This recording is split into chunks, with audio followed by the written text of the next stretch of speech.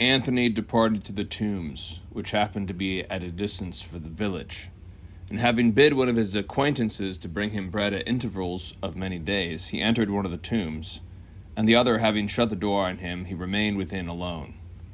And when the enemy could not endure it, but was even fearful that in a short time Anthony would fill the desert with the discipline, coming one night with a multitude of demons, he so cut him with stripes that he lay on the ground speechless from the excessive pain. For he affirmed that the torture had been so excessive that no blows inflicted by man could ever have caused him such torment. But by the providence of God, for the Lord never overlooks them that hope in him, the next day his acquaintance came, bringing him the loaves. And having opened the door and seen him lying on the ground as though dead, he lifted him up and carried him to the church in the village, and laid him upon the ground. And many of his kinsfolk and the villagers sat around Anthony as round a corpse. But about midnight he came to himself and arose. And when he saw them all asleep and his comrade alone watching, he motioned with his head for him to approach, and asked him to carry him again to the tombs without waking anybody. He was carried therefore by the man as he was wont. When the door was shut, he was within alone. And he could not stand up on account of the blows, but he prayed as he lay. And after he had prayed, he said with a shout, "Here am I, Anthony. I flee not from your stripes. For even if you inflict more, nothing shall separate me from the love of Christ." And then he sang, "Though a camp be set against me, my heart shall not be afraid." These were the thoughts and words of this ascetic. But the enemy, who hates good, marveling that after the blows he dared to return, called together his hounds and burst forth.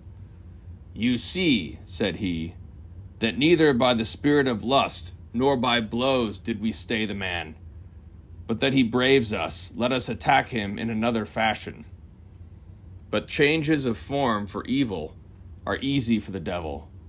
So in the night they made such a din that the whole of that place seemed to be shaken by an earthquake, and the demons, as if breaking the four walls of the dwelling, seemed to enter through them, coming in the likeness of beasts and creeping things. And the place was on a sudden filled with the forms of lions, bears, leopards, bulls, serpents, asps, scorpions, and wolves. And each of them was moving according to his nature. The lion was roaring, wishing to attack. The bull seemed to toss with its horns, the serpent writhing but unable to approach, and the wolf, as it rushed on, was restrained. Altogether the noises of the apparitions with their angry ragings was dreadful. But Anthony, stricken and goaded by them, felt bodiless pains severer still. He lay watching, however, with unshaken soul, groaning from bodily anguish, but his mind was clear, and as in mockery he said, "If there had been any power in you, it would have sufficed had one of you come. But since the Lord has made you weak, you attempt to terrify me by numbers, and a proof of your weakness is that you take the shapes of brute beasts." And again with boldness he said, "If you are able and have received power against me, delay not to attack. But if you are unable, why trouble me in vain? For faith in our Lord is a seal and a wall of safety to us." So after many attempts they gnashed their teeth upon him, because they were mocking themselves rather than him. Nor was the Lord then forgetful of Anthony's wrestlings, but was at hand to help him. So looking up, he saw the roof as it were opened, and a ray of light descending to him. The demon suddenly vanished, the pain of his body straightway ceased, and the building was again whole.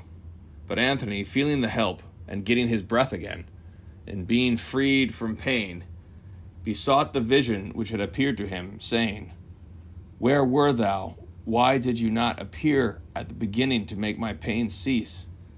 And a voice came to him, "Anthony, I was here, but I waited to see your fight. Wherefore, since you have endured and has not been worsened, I will ever be a succor to you. and will make your name known everywhere." Having heard this, Anthony arose and prayed, and received such strength that he perceived that he had more power in his body than formerly.